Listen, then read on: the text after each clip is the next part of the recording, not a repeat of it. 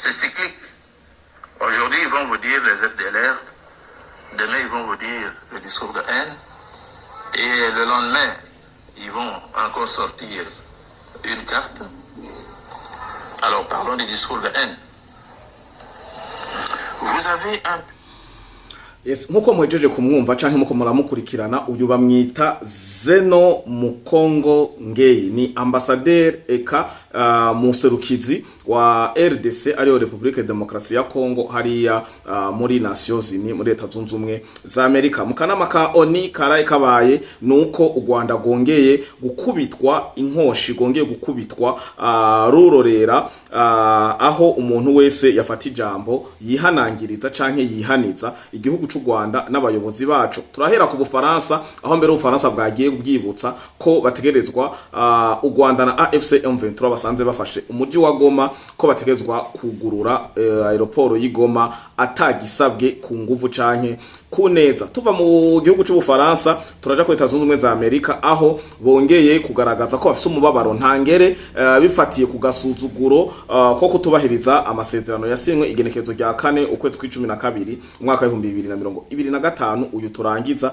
imbere y'abagabo kuko hari abakuru b'ibihugu bijunja n'ijambo harimo cane son excellence Evariste Ndayishimiye umukuru w'igihugu cyacu ciza c'u Burundi. Rero Paul Kagame nkuko twage turabashikiriza nivyo asanzwe arasinya amasezerano menshi ni ntumva nkuko benshi bagenda arabivuga sinigitangaza kubona ataravyubahiriza kuko su bwa mbere asinya amasezerano bikarangira atayubahirije. Yarasinya amasezerano y'amahoro yo gusangira kuyobora igihugu c'u Rwanda n'umuhisi Juvenal Habyarimana birangira muhemukiye mu kumurasa amutera iroketo canke imisire birangira yongeye ahakana amatohoza. Muri kano kanama ka ONU rero u Rwanda bongeye kugwibasira bararusubiza ku murongo bararurodresa. Aya majambo dutanguranye rero ya Zeno arahuriranira neza n'ayandi banyarwanda cane turaza kwisunga amajambo umuririmbyi Corneille yagize umubabaro ntangere nawo nyene yabuza biwe muri genocide mu 1994 ariko uno mwanya tuvugana akabavuga ati abanyarwanda ni bene wacu ariko u Rwanda ndacakekeranya ko coba kikiri igihugu canje. Urugwanko igihugu c'u Rwanda indongozi z'u Rwanda harimo Paul Kagame inkotanyi RDF n'abamukikuje bariko barateza abanyarwanda ejo tuzobora naho duhonyanga. Amajambo ya Corneille avuga arimwe agahinda ahavuga ati numva nuzuye agahinda kubona abanyarwanda tugiye kubura aho duhonyanga, kubona bene wacu aravuga les frères congolais et les sœurs congolais ngo kubona bene wacu nabashiki wacu b'abakongomani basigaye batubona bagahunga. Saba kongomani gusa abarundi eka n'isi nzima baratangazwa n'inyifato ya bamwe mu banyarwanda cane bahurikiye mu gatsiko k'inkotanyi ziyobowe ku isonga na Paul Kagame. Ibintu nimba mubona amajambo yo gutukana, nimba mubona abana bakora amakonte anonyme n'ibindi byinshi bigenda bitandukanye, murazi neza ku mugaragaro ko bahamagariwe gutukana na James Kabarebe nawe tutazi yari. Benshi bo bavuga ko yo yaramaze gushengera ariko abandi bakavuga ati ari paralize ubajyamiye umugongo, abandi bakavuga ati vyose birashoboka na hamwe n'ubwicanyi yakoze n'amaraso menshi y'abene gihugu inzira karengane n'amajambo yo gucafuzanya eka n'amajambo ngana bwoko nkuko Dr. Jean Damascene akunda kubishikiriza. Uko rero niko vyifashe muri no mwanya. Shaka turabire hamwe muri buno busesanguzi nano makuru ingingo canke ivyaraye bifashwe ku ruhande rwa Leta Zunze Ubumwe za Amerika rwa ONU, Ubufaransa eka na Kongo ivyo yarayishikirije neza na neza. Ni nido inyuma ya kano karuhuko.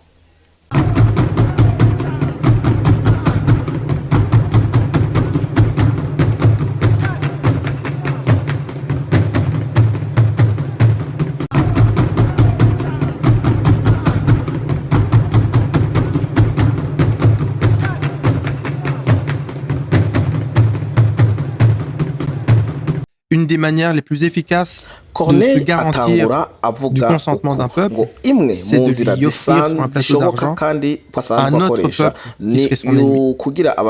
Et c'est ce qu'on nous fait en ce moment.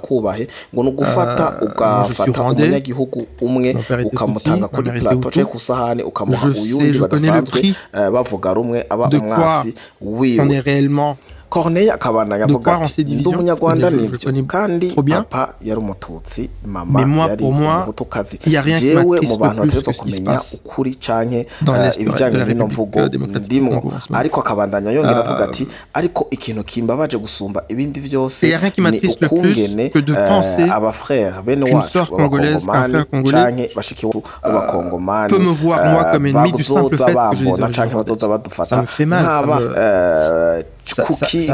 kabazo gusa gatoyi lo simple lo fait ko akavuga ati ngo kumva uko gusa Paul Kagame yavugiriye ubutaka bwa Kongo akica agasahura agakora ivyo karakora mu rasirazuba bwa Kongo ari amajambo ya Corneille yuzuye umubabaro nkuko muri je connais le prix de croire qu'on est réellement de croire en ces divisions, je le connais trop bien.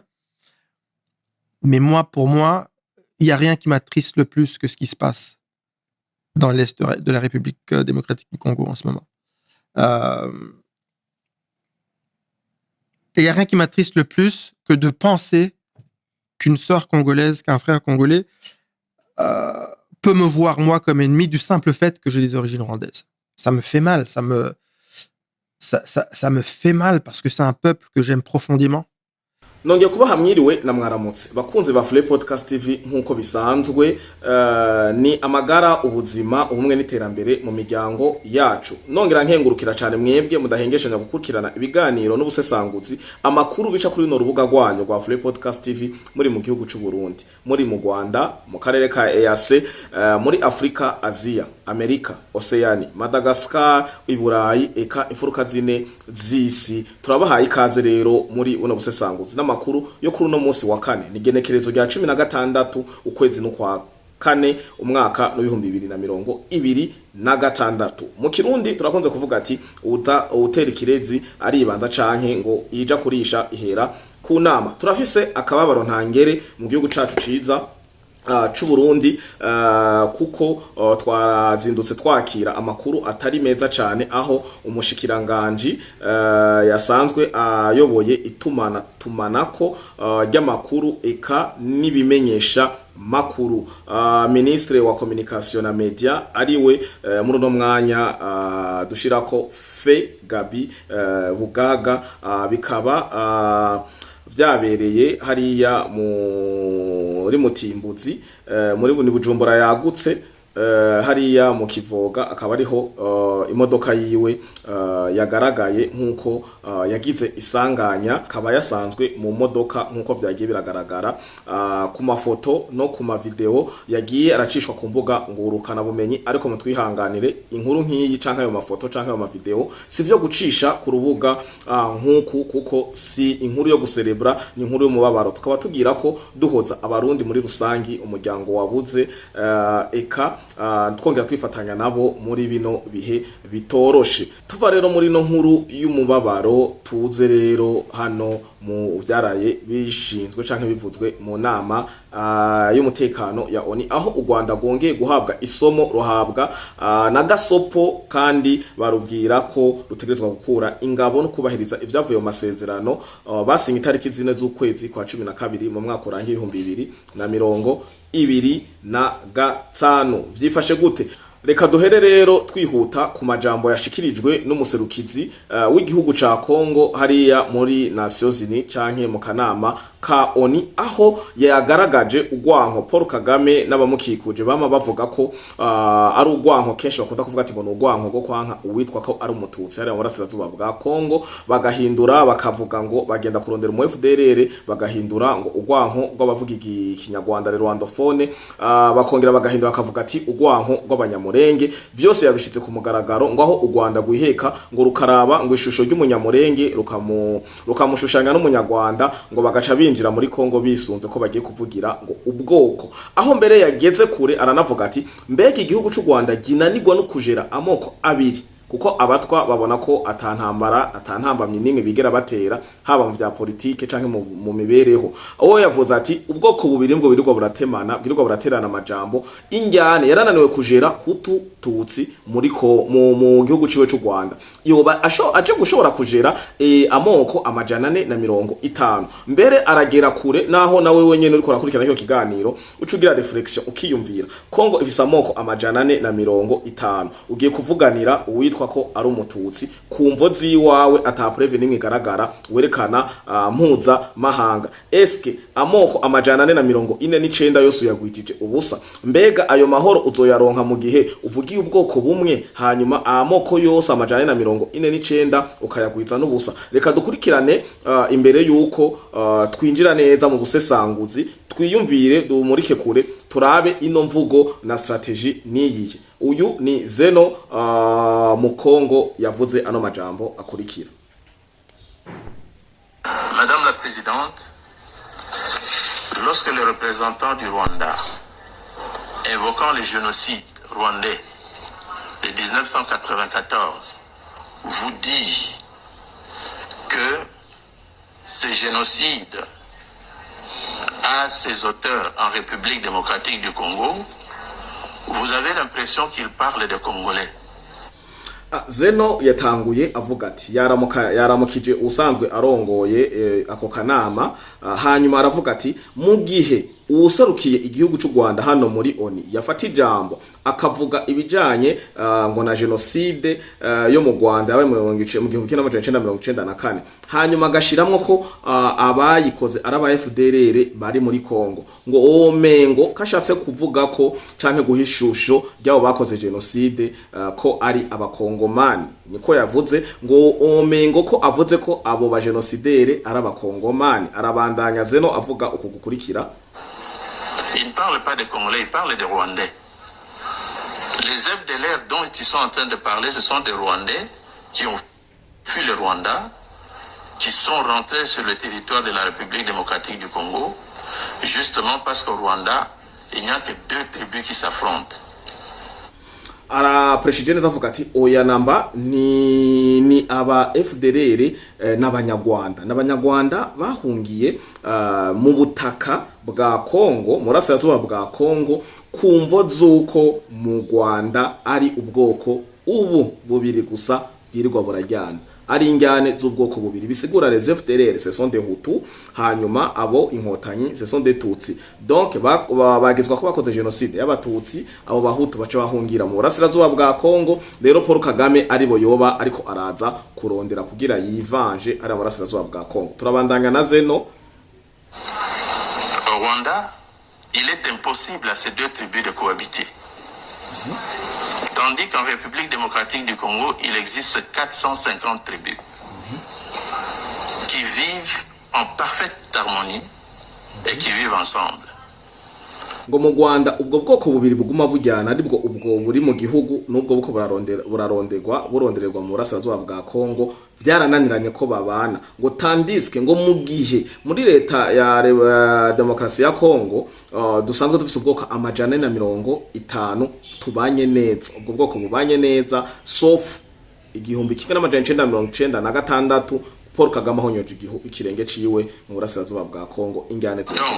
l'idéologie génocidaire que le Rwanda tente de transposer sur le territoire congolais est incompatible à l'ADN du Congolais. Ngo ibi vyiyumviro vya genocide imikenyuro ya Paul Kagame bariko barashaka kujabukana transpose, bashaka gukura mu Rwanda bahimurire mu burasirazuba bwa Kongo. Ivyo ntibiri mu maraso y'umunyekongo, ntibiri muri ADN, niko yavuze, ntibiri muri ADN y'umukongomani.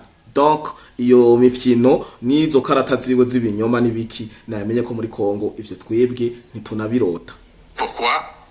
Nous disons que ce discours dont ils sont en train de véhiculer est bien pour le Rwanda, il n'est pas bon pour la République démocratique du Congo. Wivyo majambo y'inzigo canke amajambo y'ubucuruzi, amajambo adandaza, amajambo misi yose ari amusohoka mu kanwa akwiranye, ari compatible n'igihugu cy'u Rwanda, ntahuriranye n'igihugu cacu ca Kongo. Ivyo navyigumanire nikoze no muganga mu Kongo yari karavuga. Les les FDLR sont venus du Rwanda. Il y a un moment, un éminent ambassadeur rwandais en poste à Kinshasa a déclaré que les ngo aba FDLR n'abanyarwanda ngo mbere hari igihe wahora ari umuserukizi w'u Rwanda muri Kongo ubu ntawo gihari narabibabwiye mu biganiro nagenda cisha hano yavuze nayigeze no kubacishiriza amwe mu majambo avuga ko FDLR atakibazo na kimwe igiteje u Rwanda kuko Kongo yabanetralije ni mukurikire. FDLR ne constitue plus une menace pour le Rwanda. FDLR ni kiri kibazo. C'est partout sur la toile on peut suivre l'intervention de cet éminent ambassadeur rwandais. Avuze ati biri ku mbuga ngurukana bumenyi nyinshi mushaka moja kubikurikirana nivyo vyaravuzwe n'uwahora aserukira igihugu c'u Rwanda muri Kongo avuga ko FDLR atakibazo na kimwe igiteje. C'est cyclique. Aujourd'hui ils vont vous dire les FDLR, demain ils vont vous dire le discours de haine et le lendemain ils vont encore sortir une carte. Alors parlons du discours de haine. Ngo ibi ni cyclique bireguma bigaruka ni nka kujya ku muntu agoma agaruka nazukurura zana uno munsi bako bavuga ibi ejo bazobabwira FDLR no munsi bavuga FDLR ejo inzigo ariyo N ishari inzigo ejo bazozana ngo yindi karata ngo reka rero tugaruke kuri no discours do N ino mvugo y'inzigo Paul Kagame adandaza n'inkotanyi ngenzi we hirya no hino kugira bashobore kubandanya biba ubutare n'agataka byo muri Kongo. Vous avez un pays armé jusqu'aux dents qui descend sur le territoire de votre pays, massacre vos femmes, massacre vos parents, massacre vos enfants, et il attend de vous que vous lui teniez un discours le bienvenu. Où a-t-on vu ça? ngo afatiye kuri ibi by'inzigo ngo izi mvugo z'inzigo boba bumva canke zoba zihari avuze ati ngo fata igihugu ngo armée jusqu'aux dents ngo batekeye gushaka no kwigwanisho ca dernière génération ikigwanisho gishaca baheruka kugura ico gihugu cinjiye mu gihugu canyu cisha abagore cisha abana bapfa abakecuru abatama abavukanyi abamama n'abapapa kirivye kirasubiriye ngo mbega ico gihugu ngo coba citeze ko mu cakirano gweze coba kiteze ko mu cakirano gweze ngo ivyo mwabibonye hehe u atonvi sa ibi vyakabonetse hehe niko Zeno yabajije reka tubandanye na Zeno kugira dutahure gatanu kuri gatanu. Le Rwanda nous donne l'impression aujourd'hui que le discours de haine est plus grave que les massacres.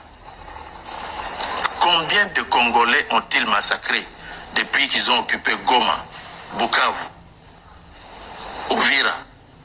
Ngo u Rwanda rugaragaza neza ko imvugo y'inzigo yo bavuga ko baba banka batutsi canka abanyamurenge canka aba rwandofone ngo ariyo yoza imbere ngo ari prima imbere gusumba ubwicanyi bakora mu rasirazuba bwa Kongo. Donc bo barirengagiza canke bakarenza ku ruho rw'amazi abantu bariko barica ubwabo n'amaboko yabo n'imipanga n'ubuhiri n'amasasu vyabo baje batekeye bakuye mu Rwanda ariko ivyo byose bakabirenza ku ruho rw'amazi ahubwo bakaza kwegaragaza ko discours do N ngo arico kintu cambere cotangura kwigwako no kuranduranwa n'imizi mu gihe yagaragaje kiyo inzigo yoba naho yoba ihari ari abanyarwanda bayizanye nababwiye ko muri Kongo hari amoko amajana 450 ava 1996 imbere y'igihumbi kimwe n'amajana 1996 yaba umunyamurenge yaba uwo murandofone yaba abo bandi bose bavuga baremeza neza ko atakintu na kimwe cari bwa abakongomani bari babanye neza n'abanyamurenge muri ico gihe. Injyane zatanguye kuza Paul Kagame ahonyoje akarenge kiwe ahonyoje akaguru kiwe hari mu rasirazuba bwa Kongo. Combien? Ngo banganiki c'est comparable à un discours de haine. Mais justement le discours de haine est la conséquence des massacres qu'ils conduisent. Avuze ati ngo mugacamo ngo hamaze gupfa banganiki ngo barero ngo mugacamuza mukabakompara ngo na discours de haine ngo justement le discours de haine est la conséquence des massacres qu'ils conduisent. Agaca avuga neza atajya umunwa akavuga ati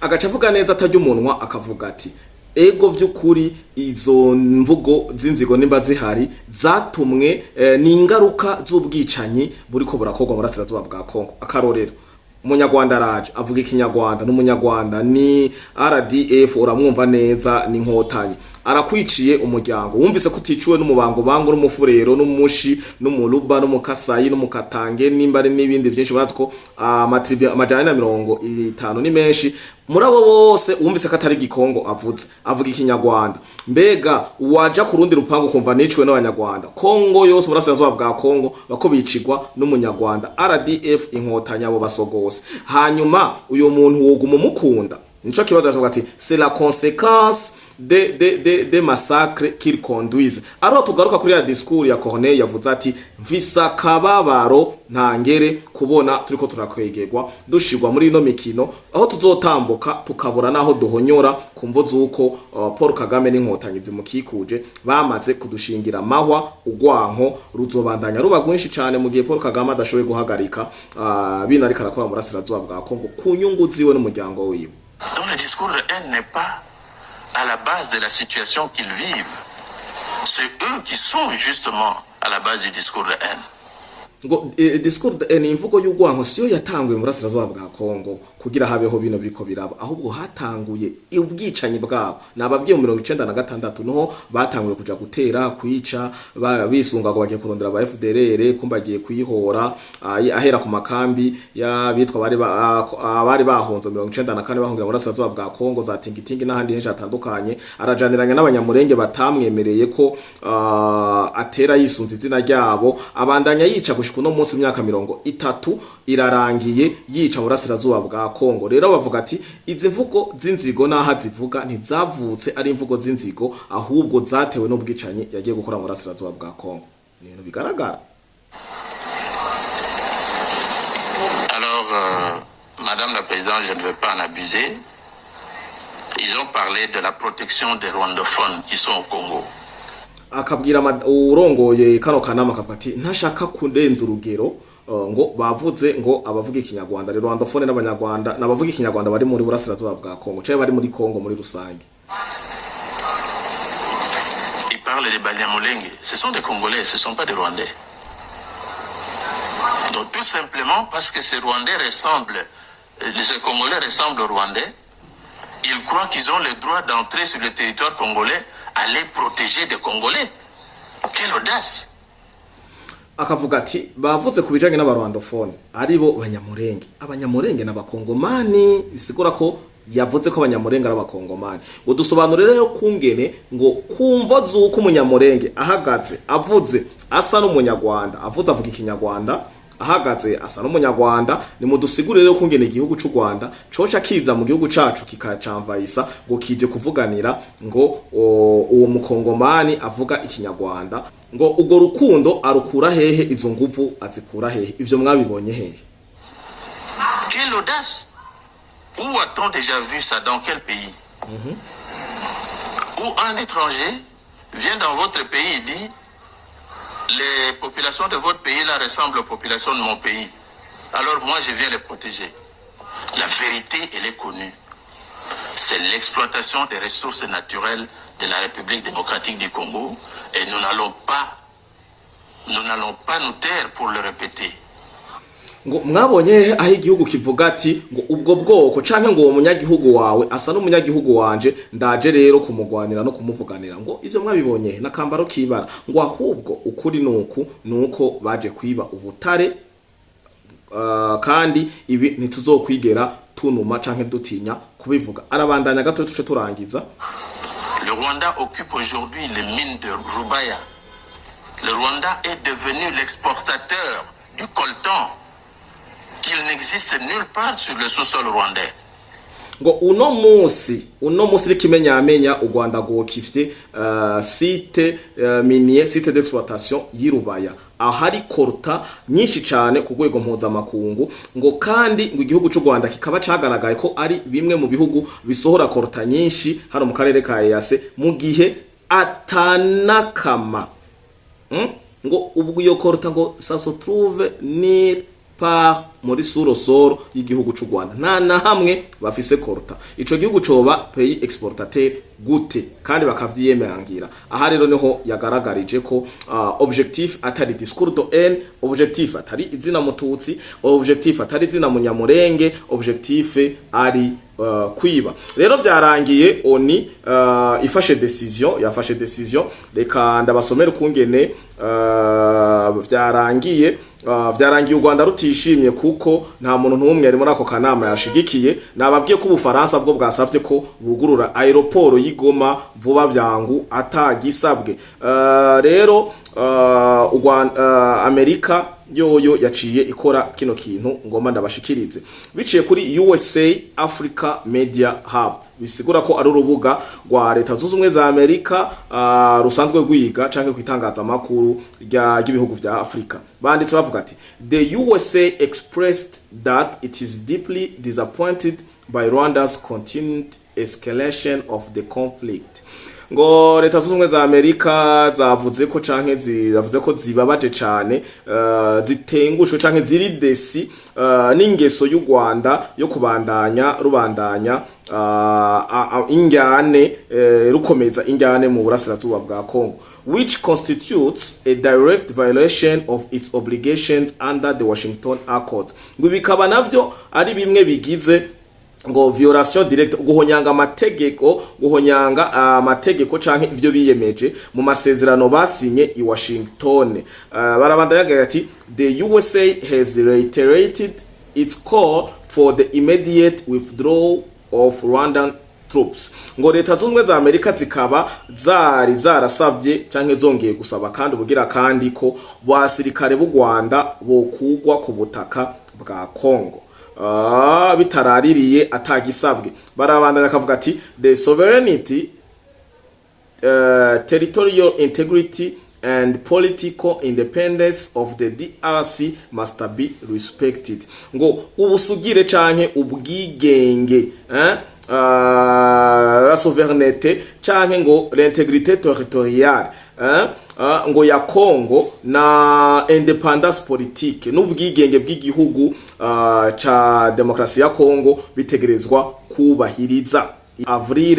2024 kuri urwo rubuga mpejeje kubasomera communique reka ndayishire hano kugira mubone ko ivyo nsomye bidasunitswe n'umuyaga canke nabikuye mu mutwe rero nakije kamera rero kuza kugira turabire hamwe havunditswe iki mbega u Rwanda ruracavuga iki ko uvumwa na benshi ugatota uko niko biri ndabakengurukire mukomeze mugira sabone canke subscribe kuri no rubuga kugira tubandanye twagura umuryango wa Flow Podcast TV mwebwe mudahengeshanya gukurikirana ibiganiro bisha kuri no rubuga muri abantu b'abagabo nongera ndabifuriza umunsi mwiza wa kane kandi ciao ciao.